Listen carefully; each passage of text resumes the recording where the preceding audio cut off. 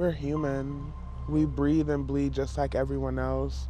That's just the best way to look at it. We're not odd, we're not freaks, we're not sexual objects or sexual beings. A lot of transgender, especially black females, are being murdered, but it's not like it just happened. It's been an ongoing thing for years. Year after year, the violence against the trans community continues to be disturbing.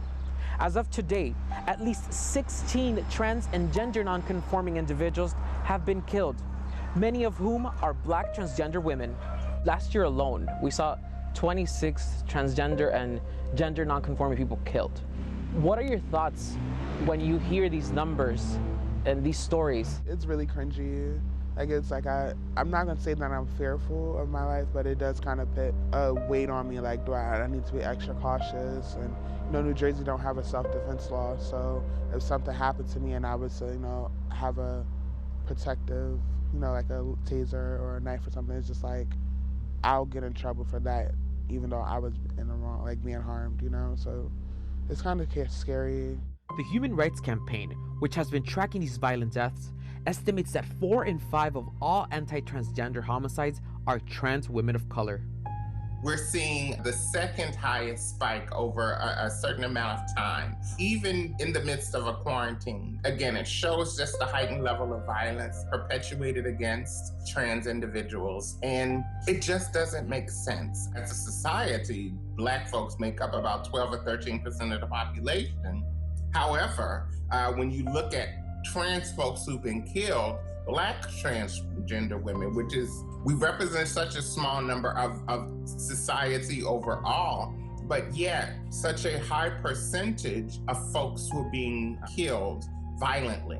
Most transgender individuals are killed because they're either a trans male or a trans female, and because the person don't understand. Instead of getting educated, or even if this is something that you don't agree with, you don't have the right to murder someone. And a lot of our black trans females are murdered by black men, which is, ridiculous. Like, we're fighting for black men, and then you're turning around, you're killing your black counterparts because you don't understand them. So policy is one of the ways that we can provide protections against Black trans folks, and all trans folks, and all queer folks, and non-binary folks. Policies that not just identify hate crimes, but also enforce hate crimes. Those are very, very important. But then there's also anti-discrimination policy that will go a long way. I think that it's a charge. I use a you statement as a call of action, certainly to Black Lives Matter and to all other national movements, that they are much more incorporative of all of the intersections of who we are as human beings and as Black people in particular. And that includes queer, trans, and non-binary folks. What would be your message for people who don't understand the transgender community specifically? What's something that you would want people to know? Just respect us, we respect you, and treat us as if, it was somebody in your family that was trans. Give us the same respect that you would want somebody to give to your sons or daughter if they chose to take this route in life. It's a simple message.